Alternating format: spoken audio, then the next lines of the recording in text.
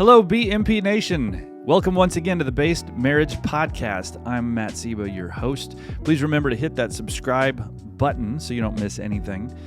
And we have a lot to cover today, so I'll just jump right in. I like using a script. Off the cuff, when I'm looking at a screen, is kind of like a bug to a bug zapper. It's so beautiful, but my brain just backfires and I can't speak extemporaneously. So I've created these scripts, hopefully, so things go a little smoother. I don't repeat myself as much because I have a bad habit of repeating myself. And just in case you didn't catch it the first time, I have a bad habit of repeating myself. So the scripts, God willing, will help me not do that for your benefit. Now I'm going to have a nice sip of coffee because I'm thirsty and I love coffee and it's great.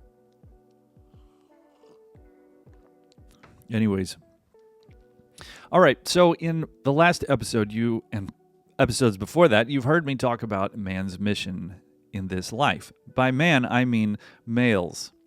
That man's primary mission is not to provide and protect for his wife and kids, nor to make her happy. To provide and protect his wife and kids are secondary. Man has a mission on earth to serve God by establishing order on the earth. Yes, some of you are probably interested in changing the channel because I mentioned God again. Just take what you find valuable and leave the rest. But this is an important framework. So a perfect example of establishing order, serving God on this earth, is the example of George Bailey in the movie It's a Wonderful Life.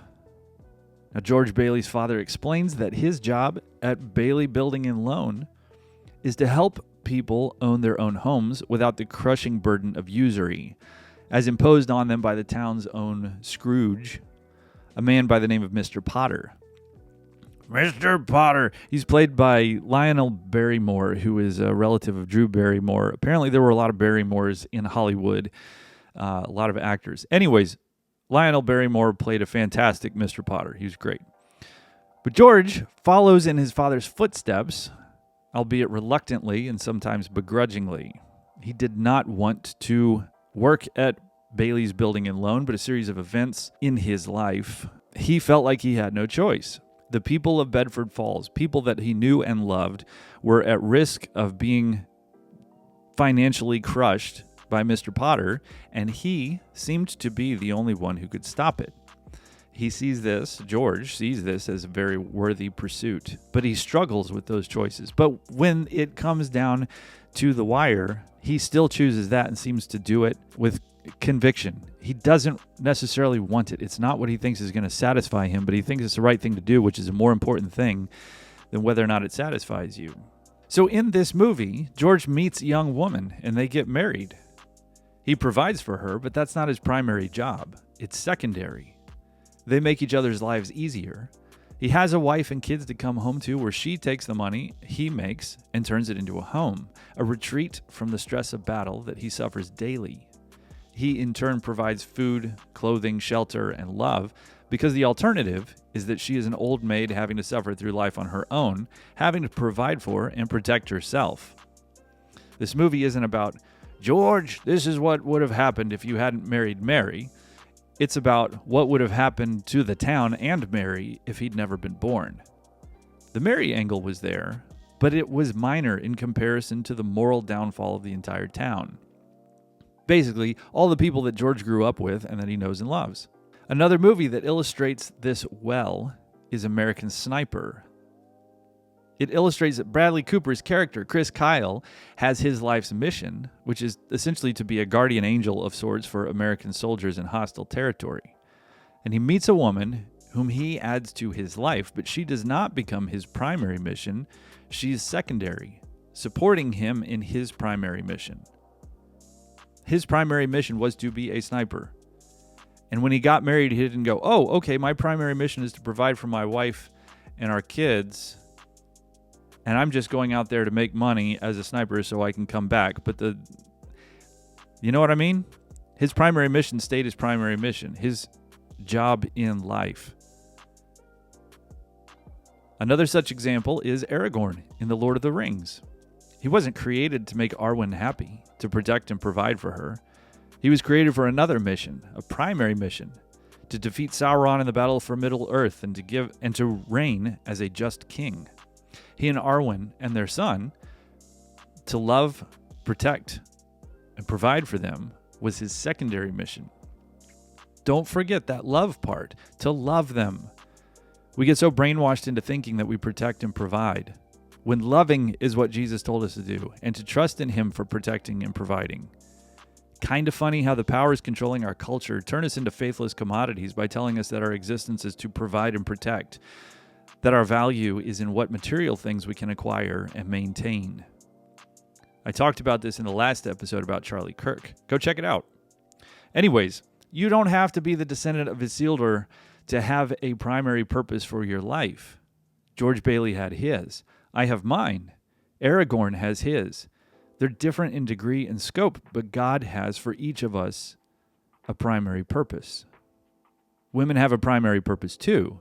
It's to serve God by making the home a place of peace, a retreat from the world where others can go to find solace and comfort. Not necessarily material comfort, but comfort for the soul. My family and I went to such a place last week. It was a simple home in the woods where the hostess brought many from our community to celebrate a birthday. If the world fell down around us, we wouldn't have noticed.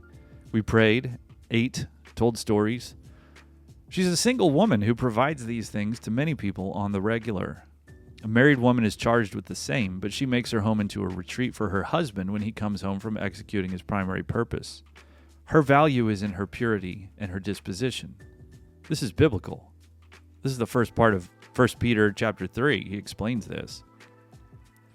She is not created to have her own primary purpose outside of her husband and family. This is why when a mother is the primary breadwinner, the entire family gets a little off-kilter. The girls start to become more masculine, taking on the personality characteristics of their father. The boys don't do as poorly, but still lack the caring from a mother, which has its pitfalls. Many breadwinner women, in part because of their particular agreeableness, work so hard to serve a master outside of the house that they neglect their husbands, who fall into seeking solace elsewhere, but that's another conversation for another day. Look, the basis for this is biblical. Adam was created by God, given instructions to exercise dominion over all creation. God was with Adam in the garden when God said, "It is not good for man to be alone," and he created Eve as his helpmate, not only in reproductive activities. She is his helpmate in a similar way that Navy SEALs have a huge number of support staff that never see battle, but provide all the things that support the Navy SEALs as they execute their primary mission. Adam and Eve are evicted from the garden. Noah, Moses, Abraham are all given missions. To serve God is their primary mission. To take care of their wives is secondary, and she is support staff to each.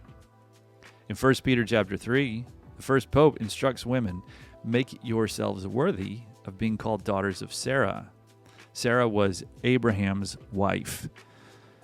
She was very gracious and obedient and gentle and all of those things.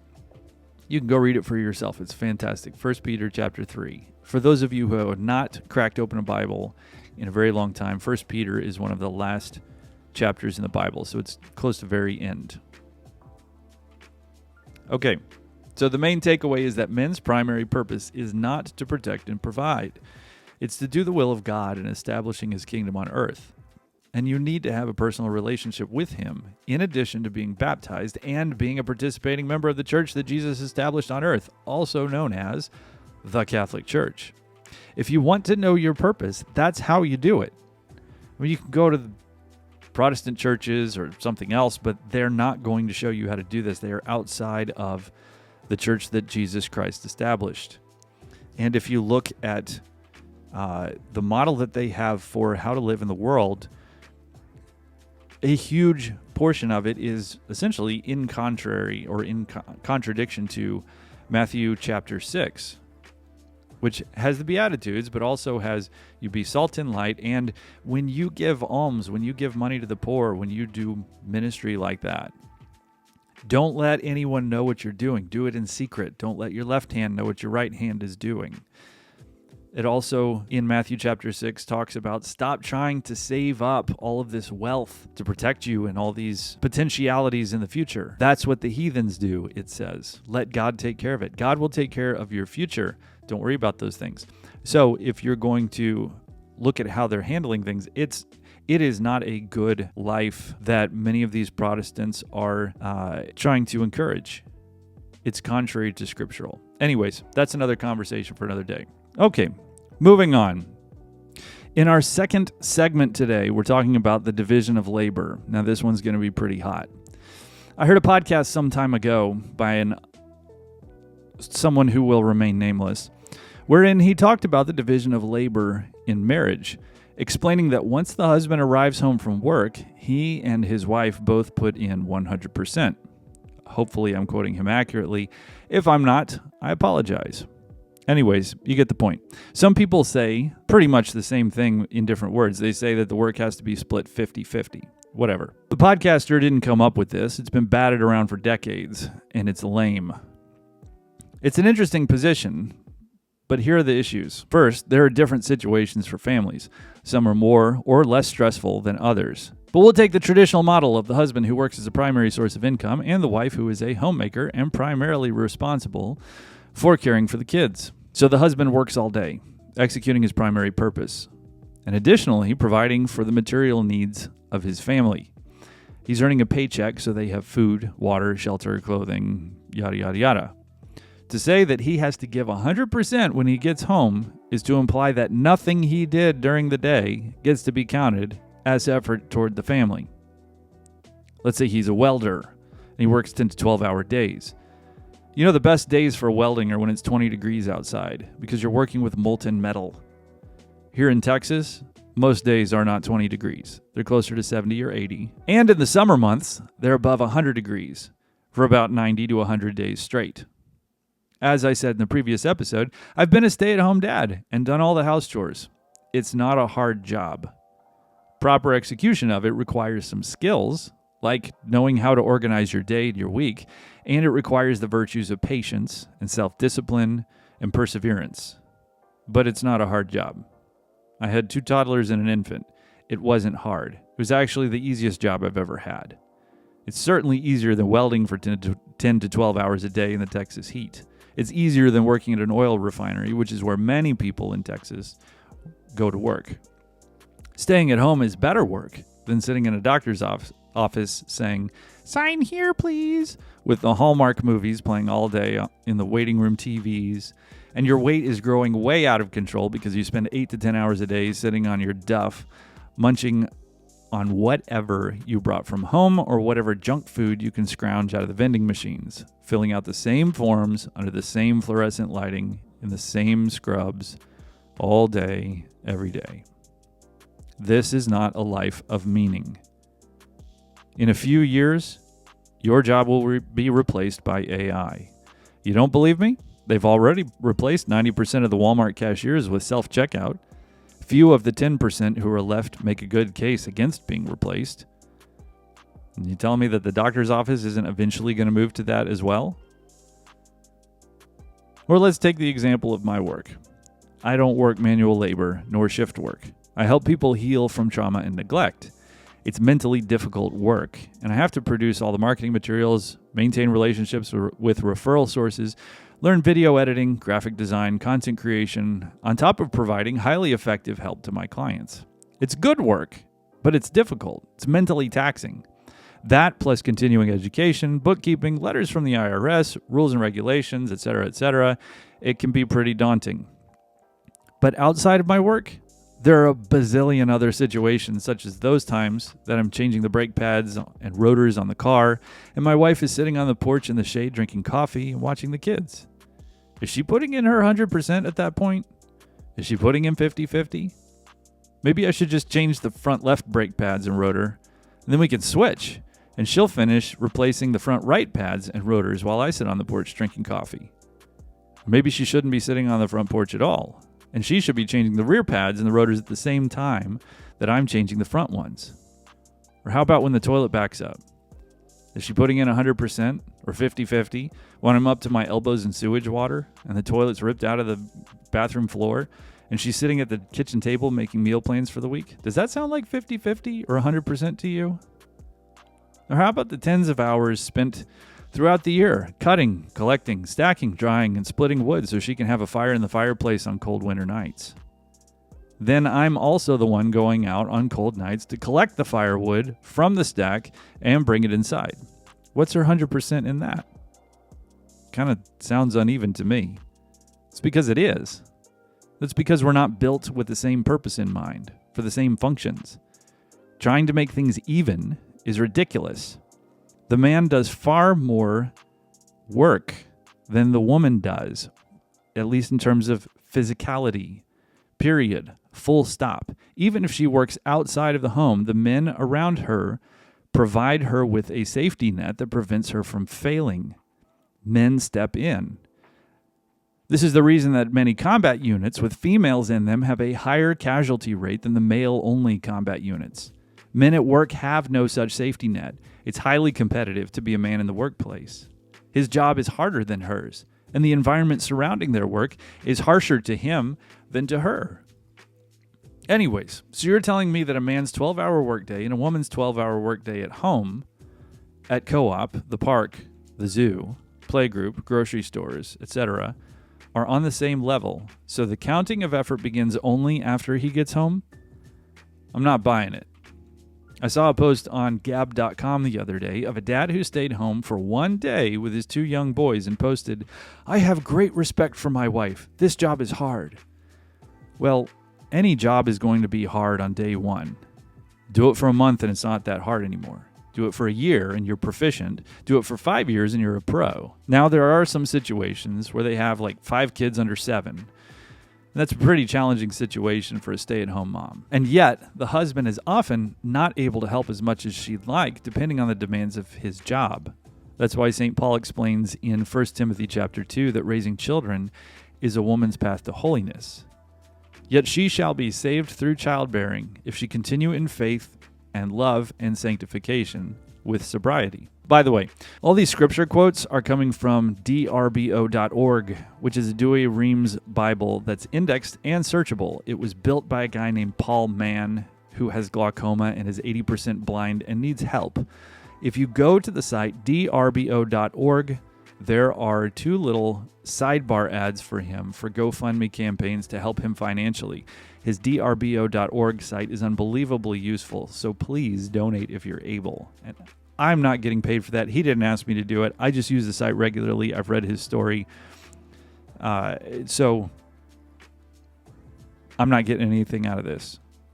I'm just letting you know about a guy who's in need, who provides a significant amount of value in his life. So if you feel so inclined, if the Spirit's talking to you, go help him out. Okay, so how many families do you know that actually have 5 kids under 7 years old? Not that many. Something I've learned in my work is that a lot of women believe that it's a man's job to help her if something's difficult.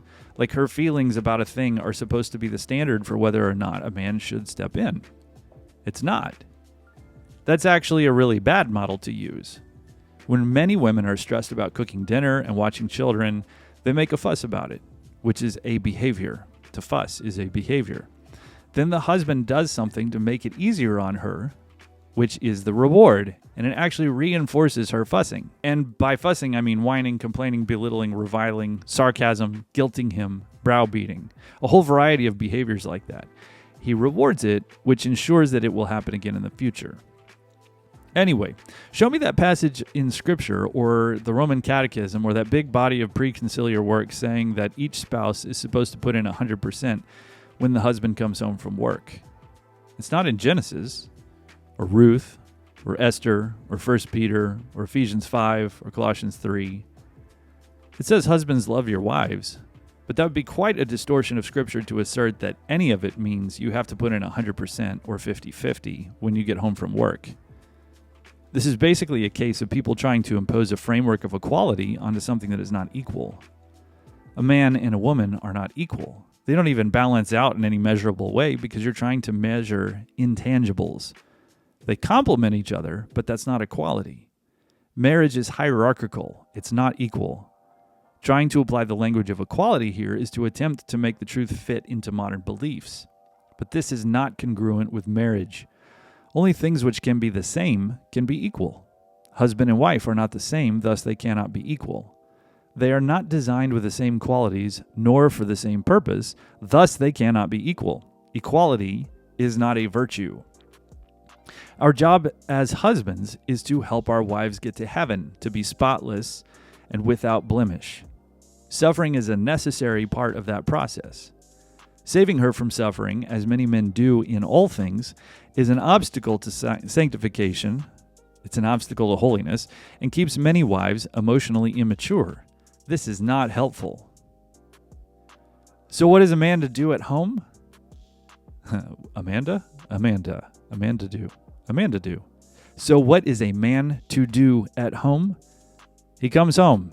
His wife ought to greet him with a smile, give him some time to arrive home, change his clothes, his shoes, sit down, breathe, reorient. Many men are expected to be a firefighter on a 911 call, urgently rushing to their wife's aid at the first sign of smoke. Why? Why isn't she rushing to his aid as soon as he comes home from work, rubbing his shoulders, feeding him, fixing him a drink? This expectation of him rushing in to save her from slaving over the stove is a new creation. Traditionally, the men came in from work, sat down, and the wife served him supper. She recognized that his job was way more difficult, and his effort made her existence possible. Guess what? That dynamic still exists in many traditional cultures, even in the USA. And it's a culture of treating men with honor and respect, as Scripture implores a wife to do. He has a mission. He goes out into the world to fulfill that mission and to provide sustenance to his wife and kids. She recognizes the difficulty of that, and that she could not fulfill the same without suffering tremendously for it. She is to treat him in such a way which honors that devotion, that sacrifice of himself to feed her and the kids. She does not then treat him as a slave or servant who exists to save her from difficulty, and he ought not to see himself as the servant leader, as many Christians like to quote. The servant leader model seems heavy on servant, light on leader, relying instead on the wife's weakness and emotional immaturity to dictate the appropriate action for the moment. Her mood and stress are the leader in the relationship, and everything else in the home revolves around those two things. That is a poor basis for leadership. What am I telling men? The messages you hear that make even more demands on your time and effort are based in feminism, which is contrary to the natural order of things. Those messages are based on nonsense and are pervasive. I'm telling you that saving your wife from difficulty stunts her emotional and spiritual growth. It keeps her lacking in competence and confidence. That's it for today. If you like what you heard, please hit that subscribe button. Thank you for listening. God bless you and have a great day.